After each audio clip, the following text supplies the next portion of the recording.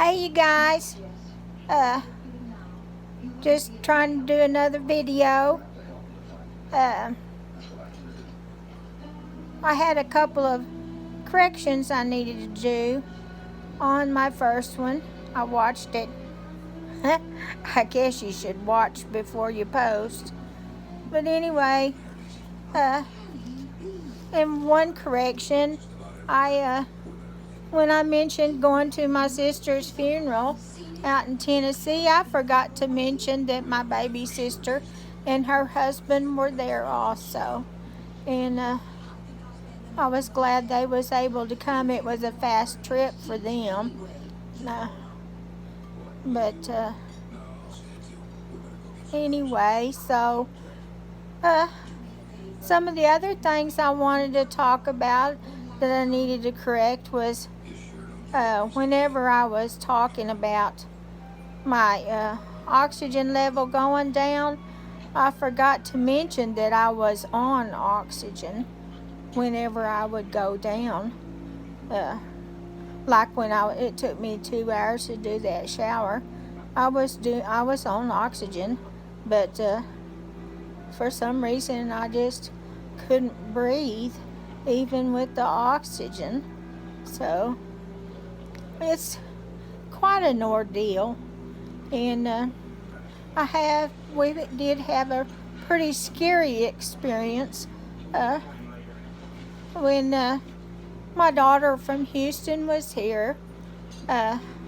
We celebrated birthdays and stuff, and one weekend, and had a cookout over at Beaver and cakes and stuff. My granddaughter made some cakes. And anyway, so just as we was leaving to head for Beaver, the electricity went out. And so I made phone calls to find out because it was extremely hot and humid that day. And so I called and found out that it was a very large area of electricity being out, and it was out at Beaver where we were headed also. But I wasn't worried because my son-in-law has a small generator, and so do we, and so I just figured I would be using that. And then when I got over there, his generator had been taken to someone else's house to be used, and I had my small Energen, and I had Weldon had went ahead and put the big one in the back of the car. I didn't know that, and at the time I didn't have a whole lot of tanks to for backup, and so we was doing the best we can with what we had. And I wanted to be over there for the birthdays, and so we had a really good time. We had hamburgers and such, and all kinds of goodies and desserts, and I mean not dessert salads. Christy put a bunch of stuff together, and I think my son-in-law did the cooking of the meat and stuff. And so, hang on just a minute. I have to have a drink. I'm really dry.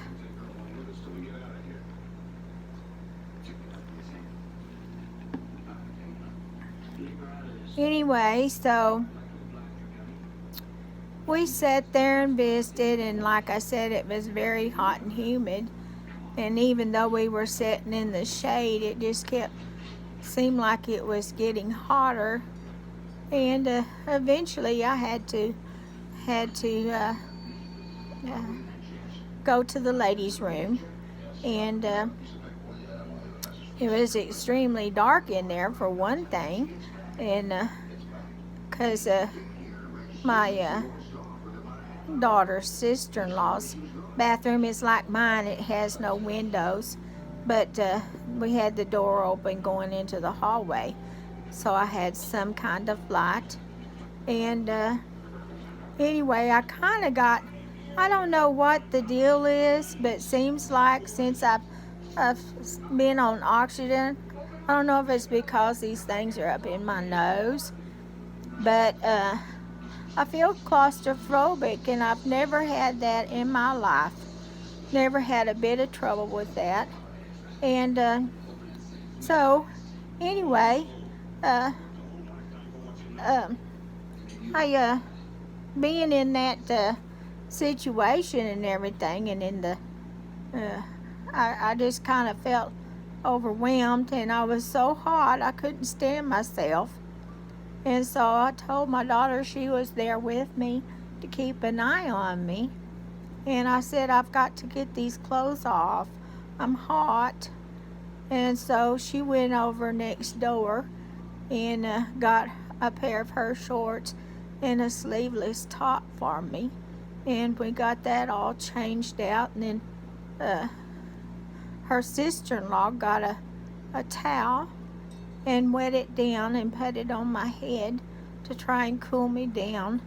And so I got out, was able to get out of there and get back outside.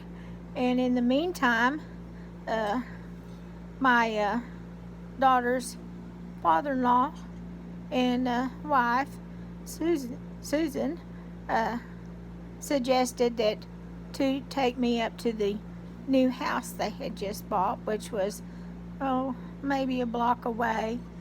And because they, even though they hadn't moved in it yet, but they had a couple of things, and they had a backup generator.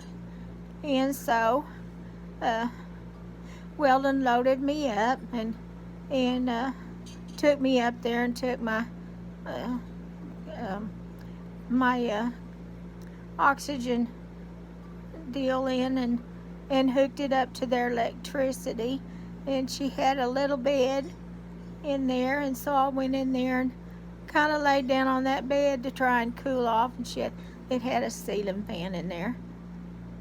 And so I laid there and got my breath back and trying to get my energy back as best I could. When I get down like that, I'm just totally wiped out. I just can't hardly function at all. And there was a godsend that they had bought that house, and they had that backup generator. It really came in handy, and I was so blessed that they offered taking me up there. And so so my daughter's sister-in-law sent the cake up there, our cake slices, and we ate our cake up there after I got enough strength that I could get out of that bed and go sit down for a little bit at the dining table that they had set up in there. And anyway, they really have a beautiful house. I'm so glad they have it. I haven't been able to walk through it like Weldon did, but I wasn't able to. Just did not have the strength. And anyway, they told me that the name of the people that had installed the generator there. And so I gave them a call today, and they're supposed to come next week and give us a price. Of course, I can't do it right now because I don't have the finances for that, but I can save it, and I will have a goal of how much I have to save to get one of those put in. Weldon says the small generator is plenty, but we have 2 deep freezes and 2 refrigerators, and what I have is all we've got to live on for a while. And because I can't get out and do much grocery shopping, I do try to do sometimes on order it like from Walmart or whatever, and then they bring it to the car. I'm not real crazy about doing it that way. I like picking out my own stuff. And I can make me a list, and my daughter can go down here to Beaver. And sorry if my deal's shaking. I have the shakes. I'm trying to hold it still. But anyway, so I don't want to lose any of that, and I don't know what this winter's gonna do. And so anyway, just gonna have to bear down and get it bought. That's all there is to it. The gentleman's gonna come out next week and give me an estimate. I may have already said that. Oh well. So I figure it's gonna probably be around $5,000 or $6,000. That's what Weldon seems to think it is, and he's probably right. But the good thing is, the gentleman that I spoke with, he not only is he sells them, also, he's a dealer. And so he not only installs them, but he stays on top of them and takes care of them. And it's a Kohler brand. I believe the one that my daughter's in-laws have is a generic or something like that, generic or something. But his is a Kohler, and he said that I seem to think the installation won't be quite as bad because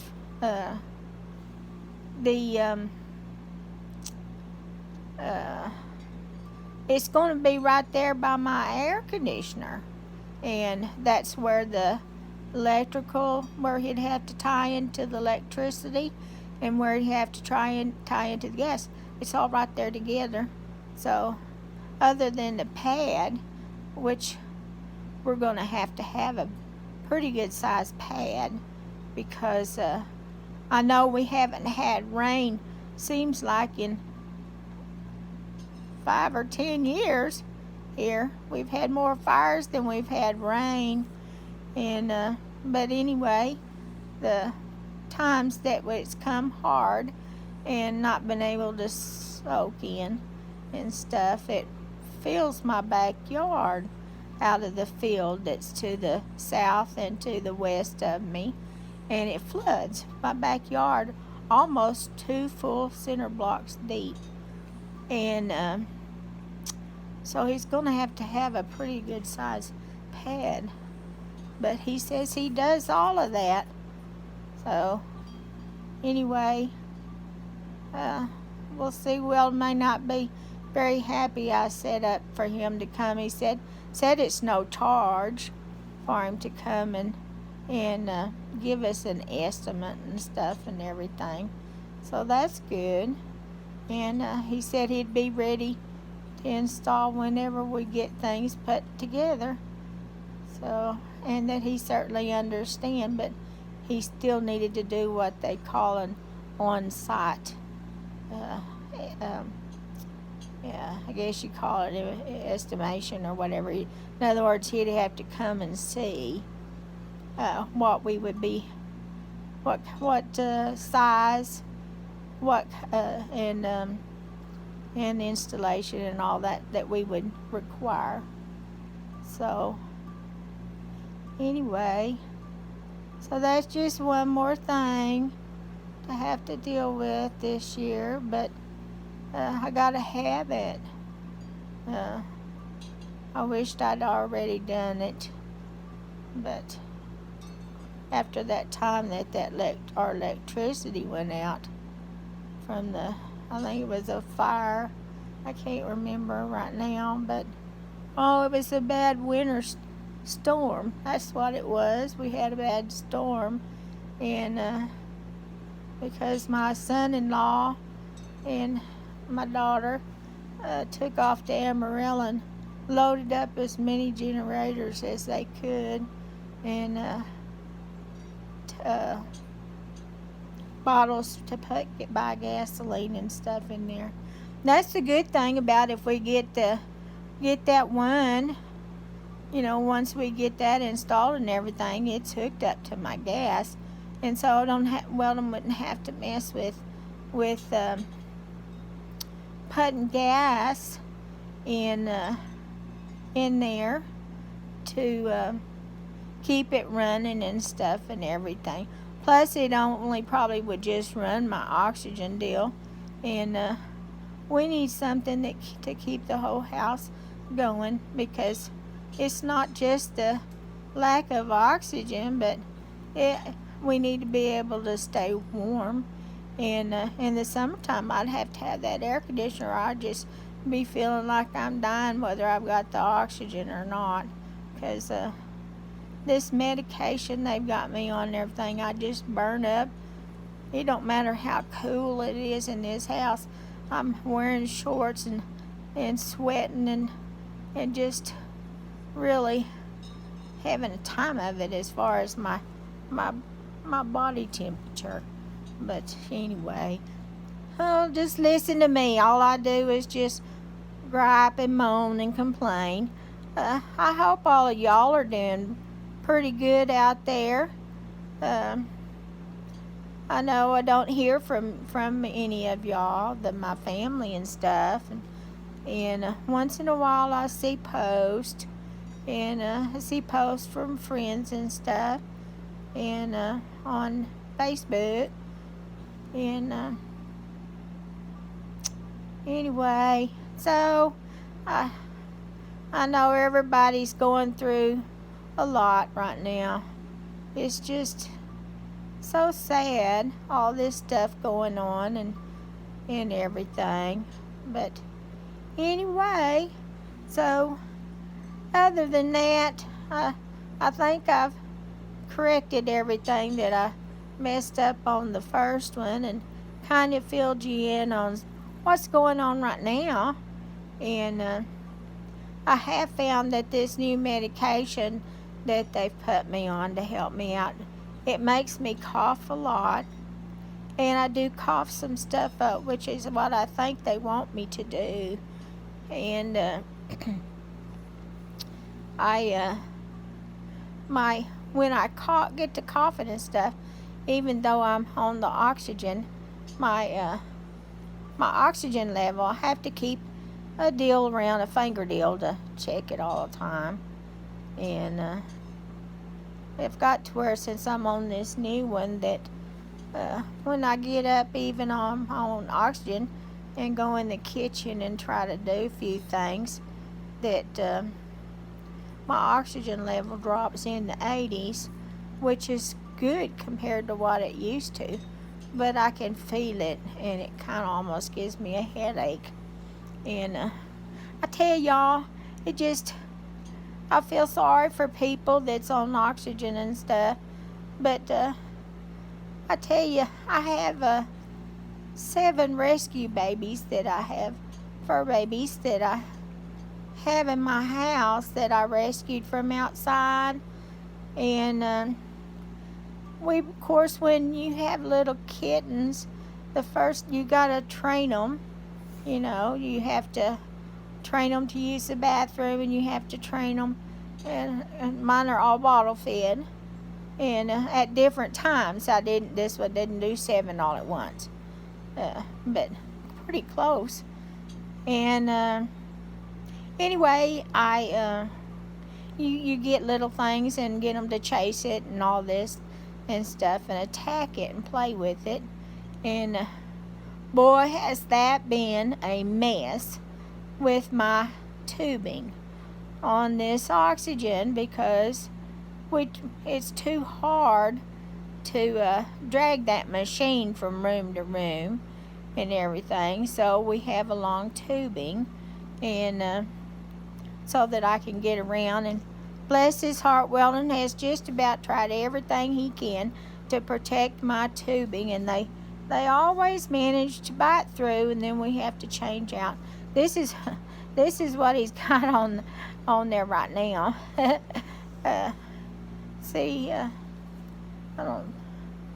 Well, it's taped on right now, but there's a little tubing, little white clear tubing in there.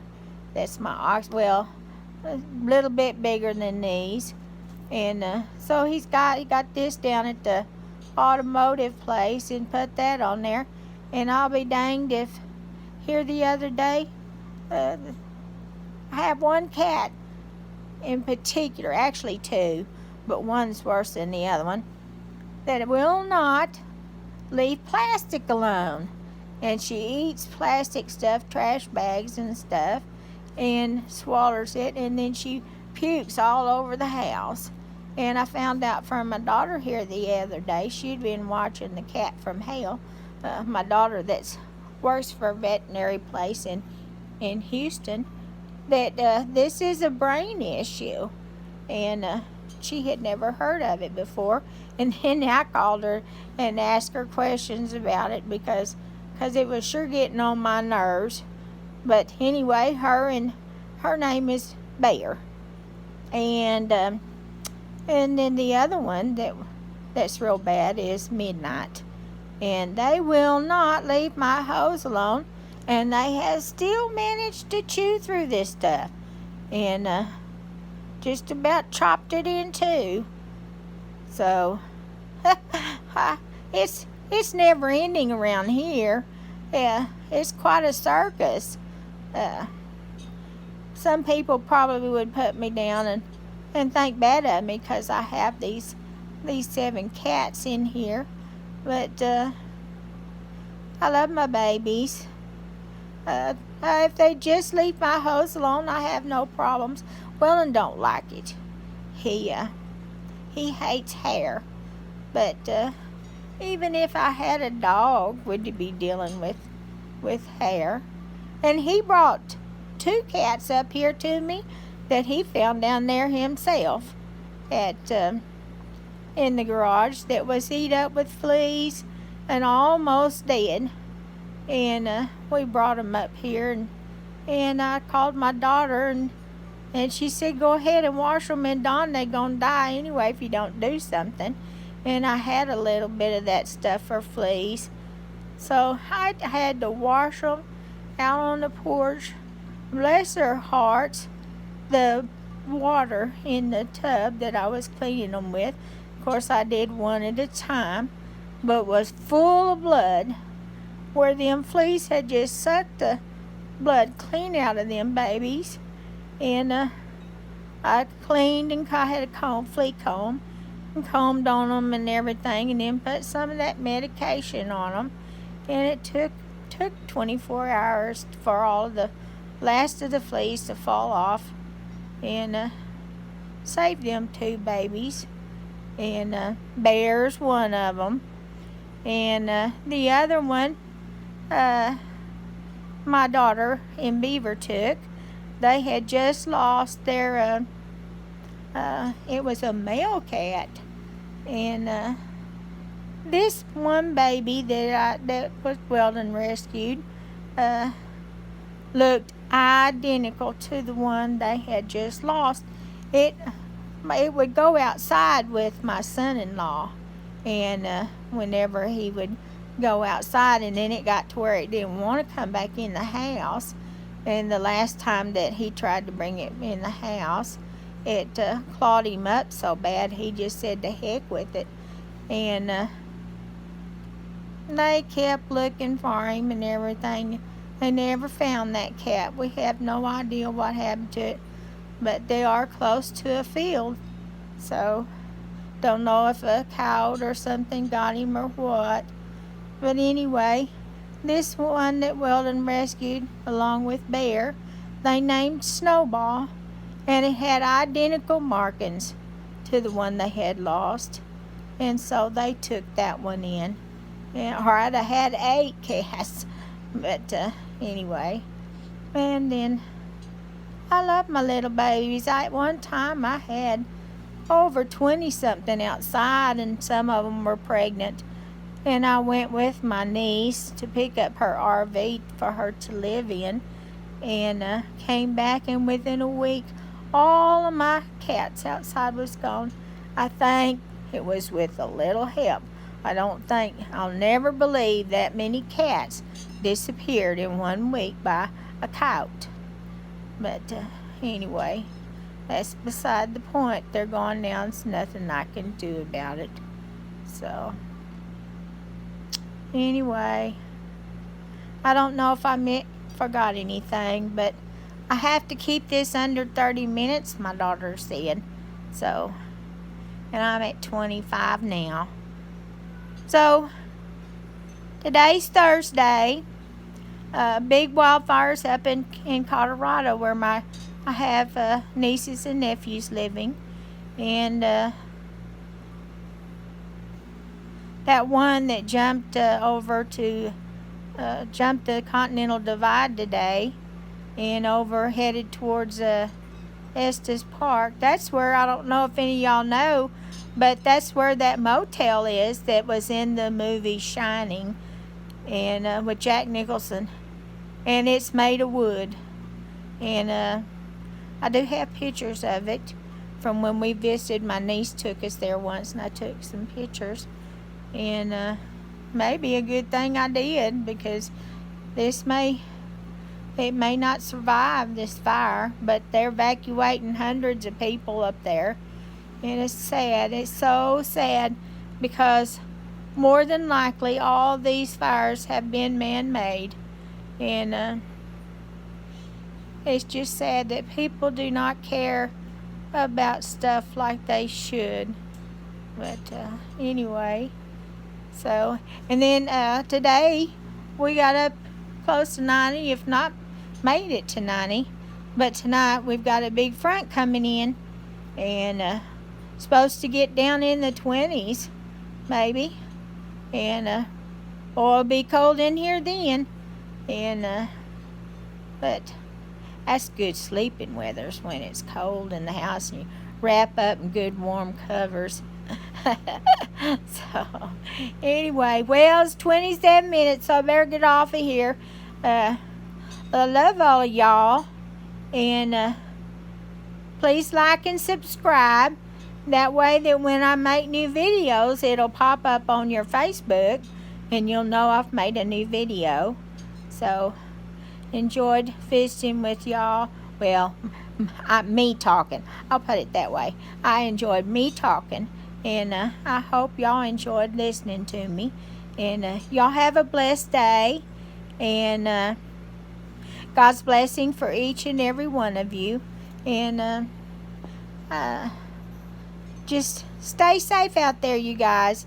And remember that I think we're in for another big spell of COVID. So do your hand washing and wear your mask and all that stuff. Be very, very careful. So anyway, love y'all. Bye-bye.